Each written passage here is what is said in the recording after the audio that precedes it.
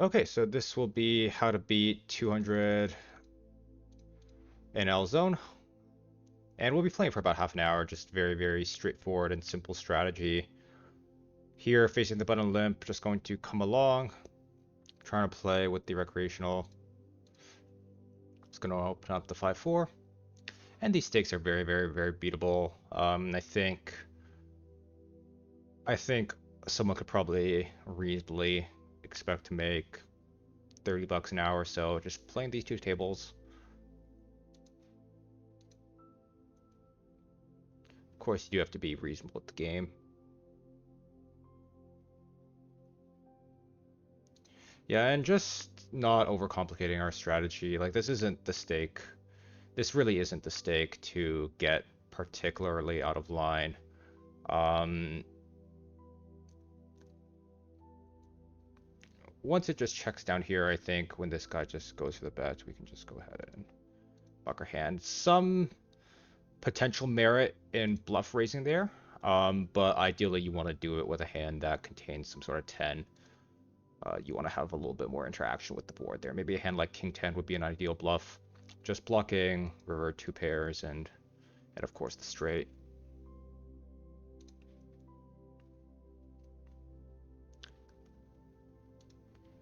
Yeah, and 200 in L is kind of, I think, the last real softer stake online. You get to 500 and it gets like substantially tougher. Like 500 is substantially tougher than 200, and that's mainly because 200 is pretty much one of the last stakes that somebody just plays for fun in North America. And what I mean by that is if you want to make any sort of living playing poker online, 500 NL is kind of the minimum limit.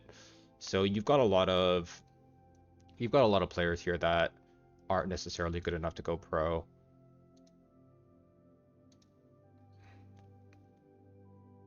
Yeah, just standard defend with the queen jack and probably going to be putting a check raise versus the small bet. Um, yeah, people are going to over c-bet and they're going to overfold to the check raise and just kind of taking advantage of the fact that we have, uh, like a two overcards and a gutter. Really interesting that villain puts in the 3-bet here. I'm not really sure what to do, but we're getting excellent odds and we still have two overs and a gutter, so I'm gonna go ahead and just call once. Probably look to fold the turn. I do expect the 3-bet to be extremely, extremely strong though. Yeah, when this guy barrels, and just let it go.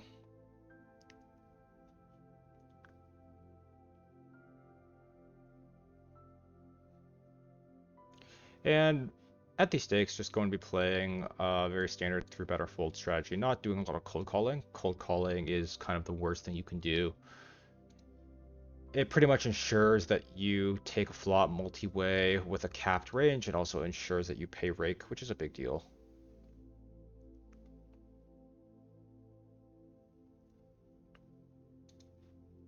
Now, when I say play solid, that does not mean play passive. I think a lot of people mix up playing solid and playing passive. In their mind, playing solid just means like trying to make a hand and value bet it, and that couldn't be farther from the truth. Playing solid just means um, it just means keeping your strategy simple, finding the value bets that you should, and also finding the bluffs that you should. No part of a play solid strategy means don't bluff, because a strategy without bluffing is just quite frankly a poor strategy, and it means you are not playing solid. Starting off with the middle pair here.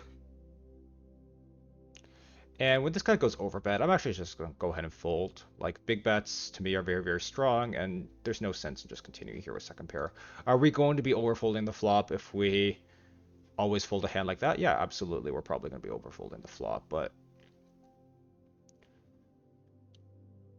most people, when they bet really big, just kind of have a strong hand. And that's kind of what I mean by play solid. Just using very simple, common sense logic of, hey, people put in a lot of money, they probably have it, and we can just give them credit and get out of the way. Like that ace jack 2 board is not a board that we want to be putting our foot down. Like it's a board that's kind of just terrible for us as the big blind, and it's not a board where we're really fighting for our EV there.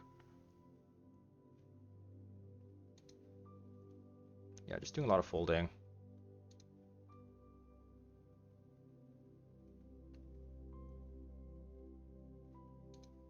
Opening the hands that we should. Yeah, and you'll get players just like kind of open limp under the gun, like it's like the middle of the day, and even then you still have players kind of doing this.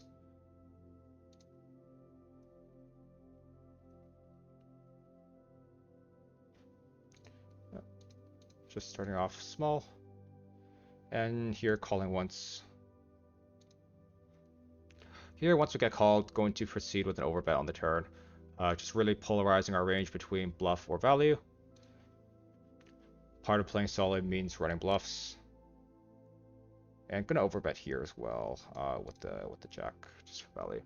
This is kind of, I think, a nut low turn, or sorry, nut low river, and on this river I'm gonna give it up. Like he's gonna have a lot of jack X, and we can't really value bet an ace ourselves. Like if we had ace king, I don't think we can value bet it there.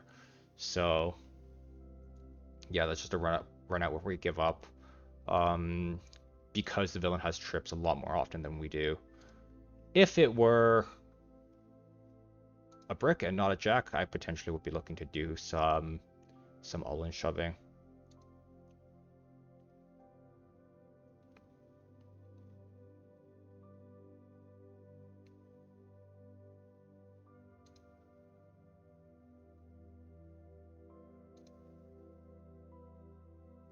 Yeah, another limp.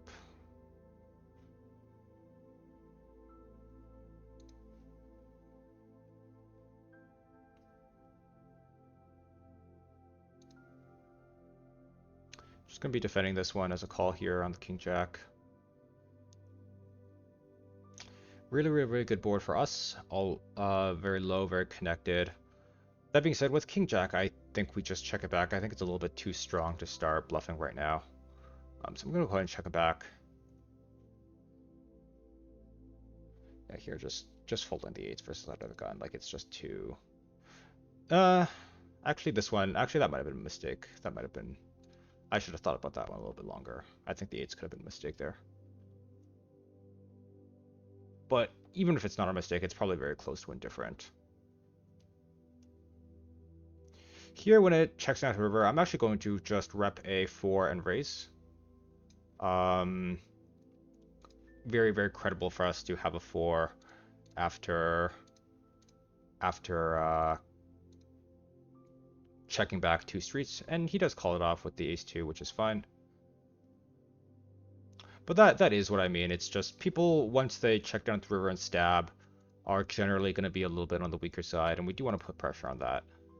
Here, just see betting the kings afterwards.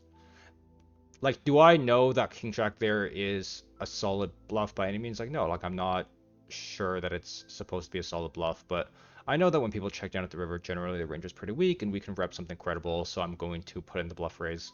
Versus the min raise here, just calling, pretty much calling any 2 cards and just trying to hit something.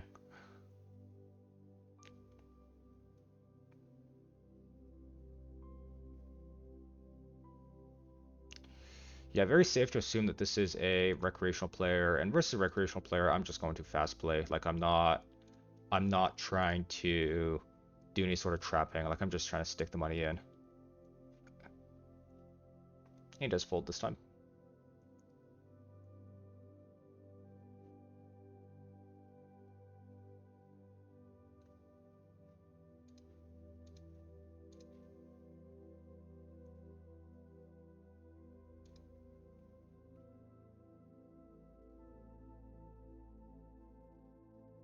This one's probably indifferent, but I'll continue this time. Yeah, I think last time with the 8s earlier, I probably just kind of auto-folded. Like that's, like now that I'm thinking about it a little bit more, it was probably a mistake. But here, once the turn goes check, our 3s are just too weak. We have a pair, but it's essentially nothing, and I'm just going to go ahead and put in the bluff with this hand. And here with the queen deuce, just stabbing. stepping versus the recreational after it goes check check. People's ranges are generally very weak when it goes check check, so they're just trying to take it down. But the 5 is not a great river to continue on, so I'll keep it up. He has a lot of 5x that might potentially call the turn.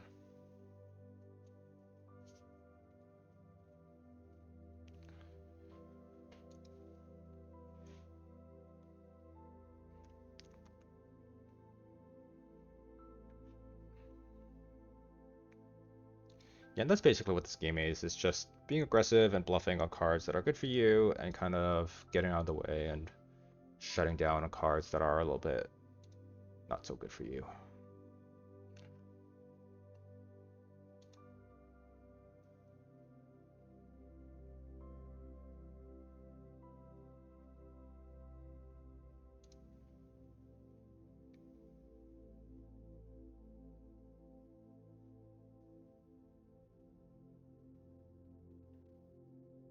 Tens would be 3-betting versus cutoff or button, but versus hijack is just a call. And so here, yes, we do fill off a set, but believe it or not, we're not actually really happy with the set on this board. Like, he has so much that dominates us, and we actually can't just pile for stacks with the set on this board. So we'll have to be calling and just being a little bit defensive. It's a really, really, really good board for villain. And even once we turn the bow, I'm just going to continue check calling. Like, he just has so many better hands than us. You'd be surprised at how passively these boards play um, when you're the out of position player. Just because when the board is so bad for you, you can't really afford to do a lot of raising. Yeah, and here, yeah, okay, so here I'm actually just gonna call down. I know it's very, very tight, and here I'm going to check to try to check raise all in. Calling down here with the okay, I'll explain these two separately. But here, once we have to check pocket jack sometimes, checking over pairs sometimes to defend our checking range. Once we check, we don't want to check call. We just want to stick it in and kind of run the equities. If he has a better hand, so be it. We will get called by worse a lot, like there. And with the pocket tens, on a board like that, like you actually just can't pile your whole stack in, because once you check raise the river, he once you check raise the river, you're going to run your hand into a lot of better boats, stuff like King 10, King Jack. And looking at the hand history, he had Ace Queen this time, but even if you check raise, like Ace Queen's just gonna fold. Like it's not like most good regulars would just fold Ace Queen to that action. And yeah, like you kind of have like the the lowest boat possible, and you're just not getting value from too much. Like you lose to pocket jacks, you lose to king jack, you lose to king 10. There's just a million combos of better boats that that beat you, and yeah, like it's not something you want to just be sticking your stack in. Like I know it seems really really tight, but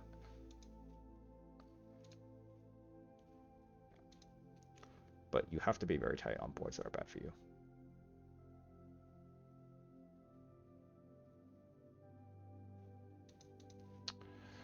Here I'm going to check, just checking this with the pocket fives and checking with actually the intention to check raise. Yeah, checking with the intention to check raise. Like if we had a hand like, just like the king of spades or the queen of spades, we would be just betting ourselves. So once we check, it's just like, yeah, like we don't really have any sort of naked king of spades, queen of spades hands. So we have to resort to using some of these lower pairs as check raise bluffs. A hand with no showdown value and just like a king or a queen of spades would just go ahead and bet the turn itself. So you have to find check raise bluffs with hands that contain a little bit of showdown value. And the low pocket pair with the spade is a perfect candidate.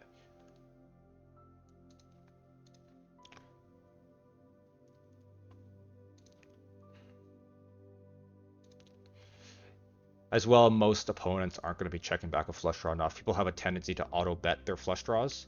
And so if they're auto betting every flush draw, they just never really have a flush draw on the turn.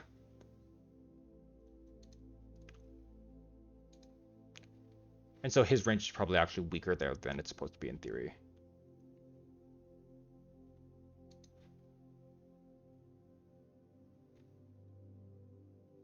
The way I like to think about it is that anybody can make a value hand and bet it. So that really just leaves you to make all the money in this game from finding bluffs that your opponent can't find. Like you're not going to make more value hands than your opponent.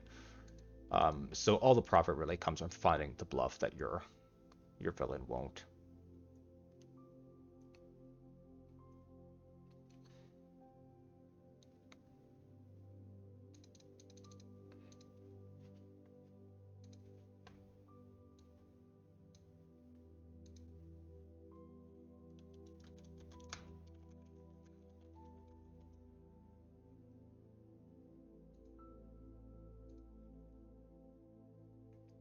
Yeah, and like even here you see like multiple people short stacking, multiple people open limping. Like this game is still very, very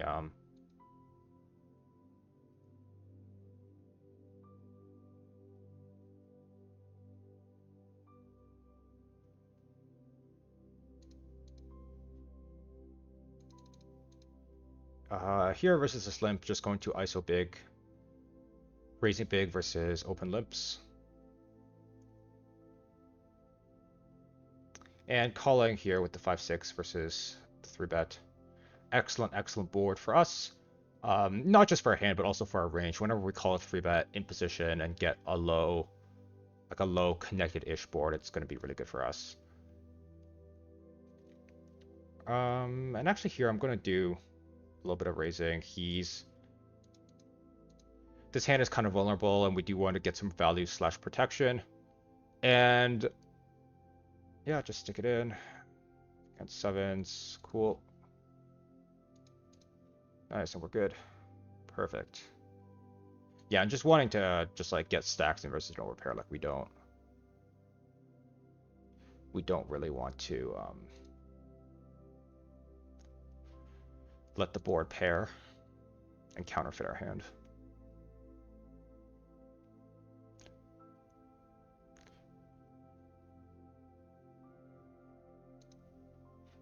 Yeah, same deal here versus the limp. Just going to be putting the ISO.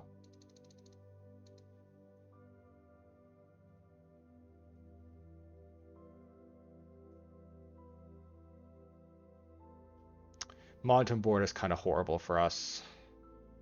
What I'm going to do is just check it over and give up. Just probably checking our entire range here over, to be honest. Like, it's just really not a board we want to be fighting on.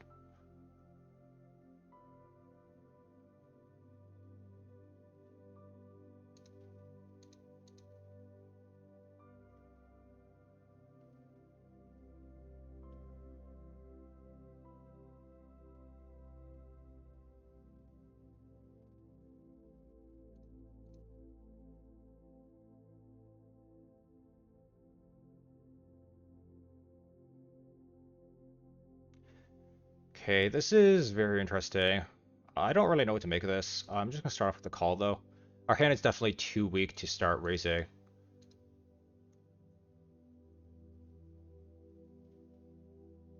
Hmm. Yeah, if this guy bets big again, I'm probably just going to fold. Like, people betting big into multiple opponents is never really a good sign. Yeah, I'm just going to let this one go. Kind of interesting to see how this plays out, though.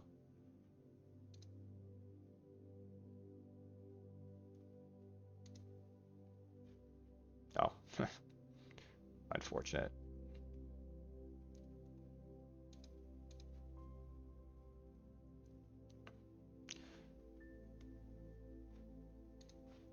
But yeah, when people lead multi-way for large size into like two opponents, like it's just so nutted always. Like you're not really looking to bluff catch into that range.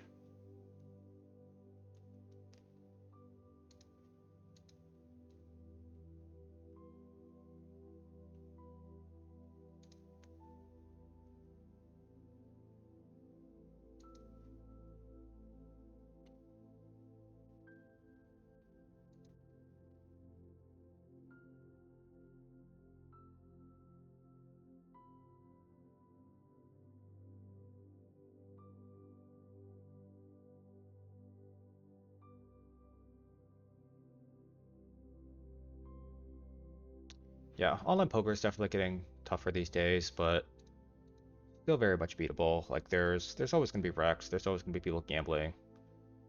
Um,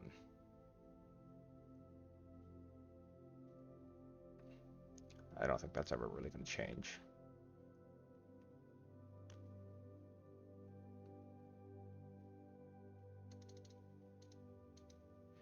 Yeah, going to 3-bet the 7-6, and here the Queen Jack 3. It's actually a good board, a really excellent board for us as a cutoff. So I'm gonna start by just potting it. Um, really excellent board. Going to start by betting big. And here 5, 6, 8 on the left. Super bad board for our range in general, so going to play very defensively and check back. It's an okay board for our hand, but our range in general of mostly just overcards is not very happy to see this. Yeah, and when the board's bad, just want to check back and play defensively. Gonna keep checking and just look to call some rivers. Not this river though. This river we're just gonna check down and we get sucked out on. Interesting that he called a 3-bet out position with ace jack. Like that's a poor play. It's not a very good play.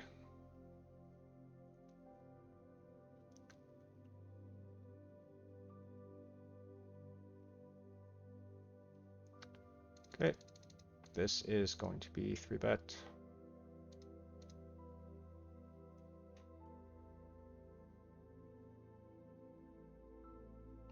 And Jack's button, small blind, big blind, always going to be getting it in.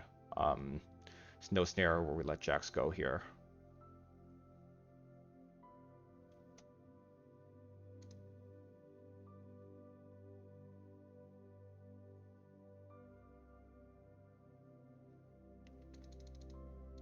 Yep, 3-bet with kings.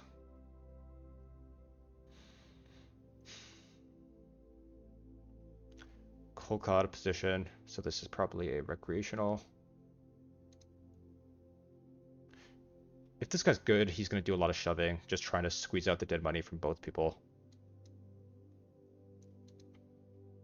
Yeah, in this hand, we're just going to pile it in. Like, there's no getting fancy here. Like, it's just very clear pile in. If we had aces, we'd be looking to trap. But yeah, with kings, like, there's no getting fancy. Unfortunate.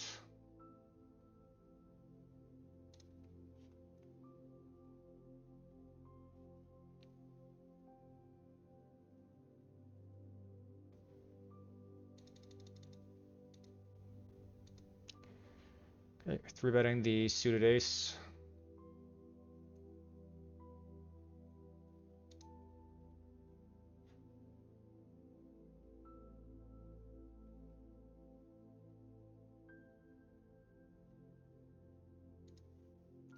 This hand is just folding versus under the gun. I know it seems tight, but we're playing 3-bet or fold from the small blind, and yeah, it's just a little bit too weak versus under the gun opening range.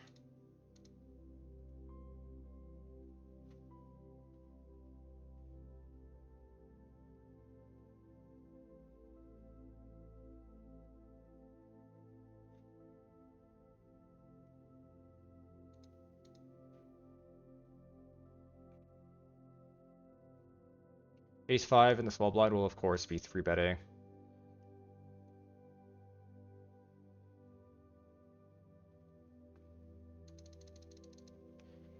Making a bit larger because we're out of position. And facing a 4-bet from the button, we will have to 5-bet shove this one in as a bluff.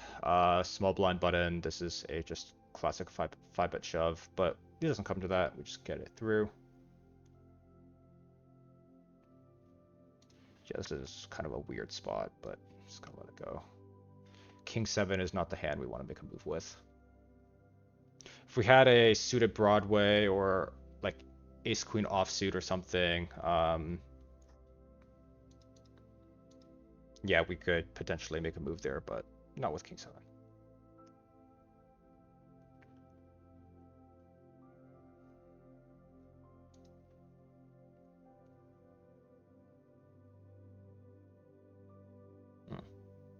I think Jack 7 is a little bit too weak to raise here. If we had Jack 8 suited, I would go for the raise.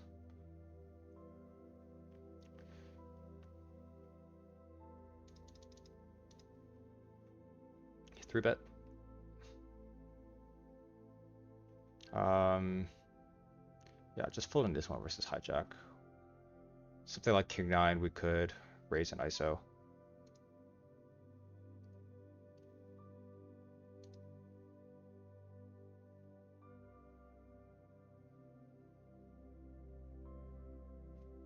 Okay, 10-5-6 would be pretty good for us as a 3-better. Any low, relatively disconnected board is always a good start. And just going to start with a half-pot bet. Definitely getting at least 2 streets of value here. Not on this card, though. This card is pretty bad, and we're going to just check back. He's going to be calling a lot of stuff like ace, queen, king, queen on the flop, so he's going to hit this queen reasonably often, so we want to play a little bit defensively.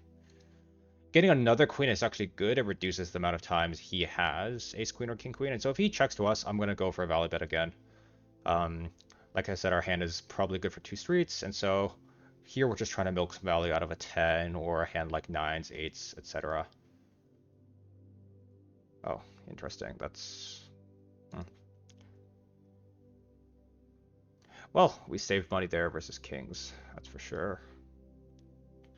How that usually goes is he 4-bets pre-flop, we call, the board comes low, and money gets in. Yeah, I really don't like his trap pre-flop there with the kings.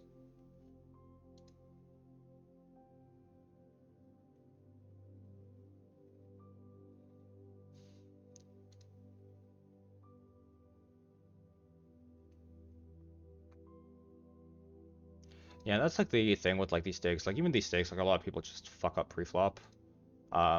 Really no excuse.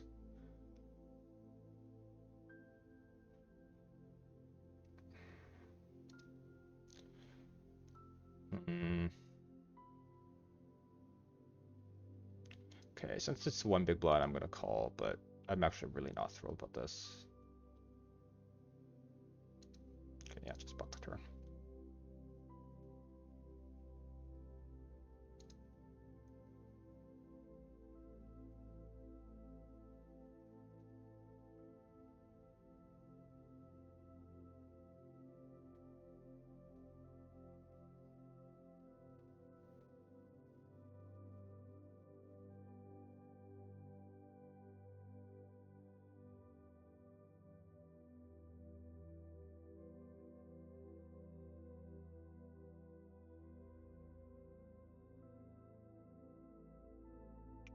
Yeah, unfortunately, a lot of times good poker is very boring.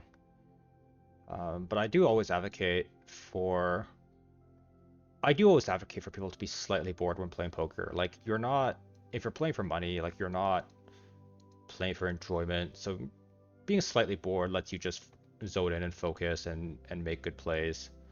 Um, Here I'm definitely gonna bluff this hand. Just trying to think about the size. Just gonna go for a block here. Try to fold a high card. Here, just put in this raise. This is a very fishy call. Calling the 3-bet up position. Um, hmm. Okay, I'm going to start small here. And if he jams, I'm actually going to call off. If he jams, we're getting too good of a price with the 2 overcards and the backdoor ace. So just going to put it in. Yeah, just too good of a price. Pot odds.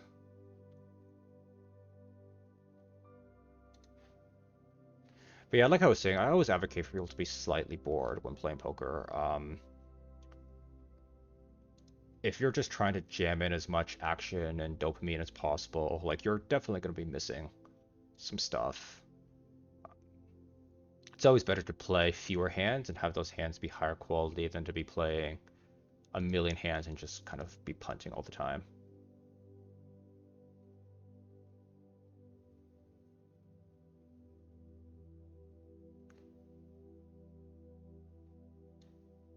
This is just a fold versus raising 3-bet.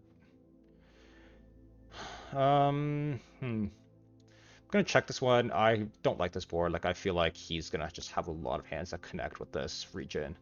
And I don't think our c-bet's gonna get through a lot. just continue checking and probably just, yeah, probably just giving this one up.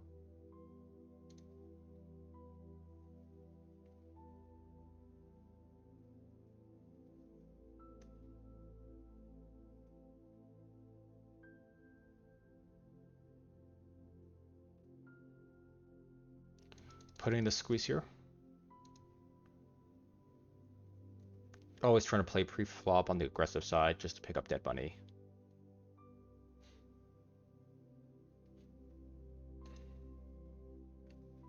Ten eight six is not great for us.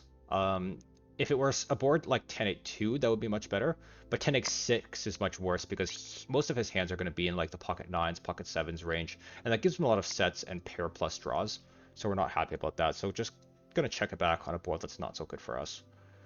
There's a big difference here between 10-8-6 and 10-8 deuce. Really not happy with the turn. But versus a fifth pot bet, we can't do anything but call.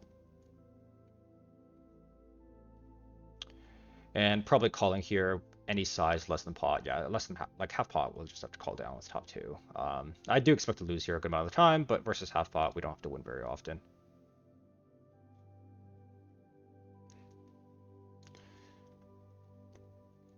People always talk about like they want to protect their hand or whatnot, and protection isn't the only thing you should be thinking about. Like it's definitely a factor involved in making plays, but a lot of times like when the board's bad for you, like it doesn't matter about protecting your hand because like your opponent just has like too many good hands. You kind of just want to throw your hands up and just let them have it and be defensive.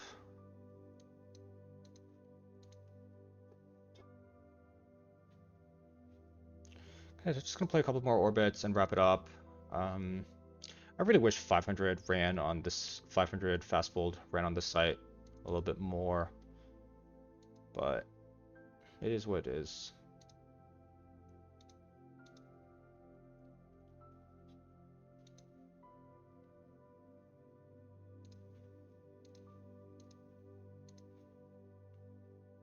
Going to be check raising this hand.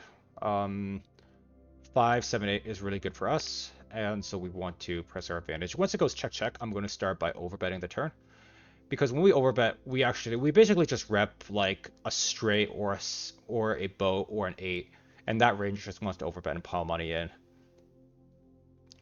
Excellent board for our range, so we want to just be going big, and once he calls, I'm just going to go for the overbet again, I think. Yeah, just gonna go for the overbet again. Go overbet. I think that's very fair line. Get a ton of value there. Great. Ace king or ace queen 5. Going to be using the 5 as a check raise bluff.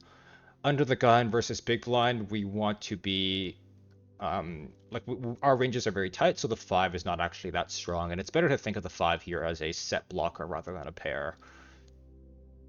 And king 5 is pretty excellent because we block ace king, we block pocket 5s, and we don't really have any showdown value. Like not really. Like it's like yeah, like a lot of his range is just gonna be like a pair between the queen and the 5, and yeah, like our 5 is essentially drawing dead. So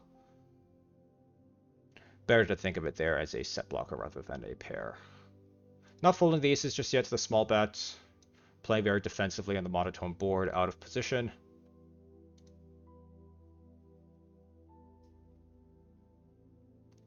Going to be calling flop and turn at least and evaluating river. Yeah, it's a river which is folding on.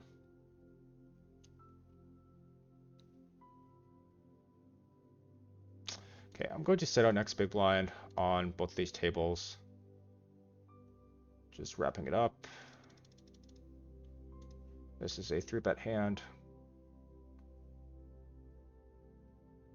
And this king queen will be 3-bet as well. Starting off small bet.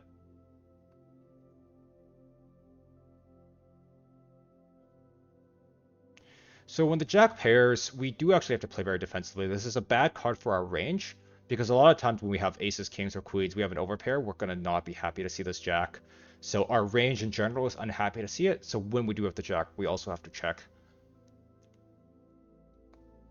And actually just going to be check calling here. If we raise, we don't really get value from worse. Like he's going to have dominating jack X in the form of ace jack, king jack. So not really a hand we want to be raising, just checking and playing defensively.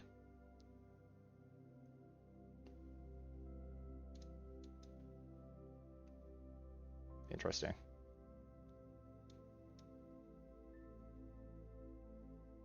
Okay, I don't really know what to make this, but we have top boat, so I'm just gonna stick it in. I don't really know what to. I suspect this is probably just a bluff, and he's gonna fold. Like this just smells like he's trying to get a cheap bluff. Oh, what the fuck? Okay. Somehow he's. Okay, what do he have? Oh, pocket tens. Yeah, sounds about right. Okay, anyways, we'll just play until the big blind and then wrap this one up.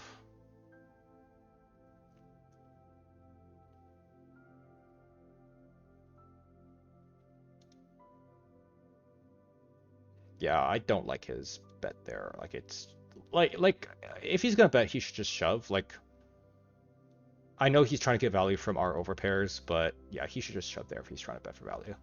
But anyways, thanks for tuning in, and I will see you guys next time.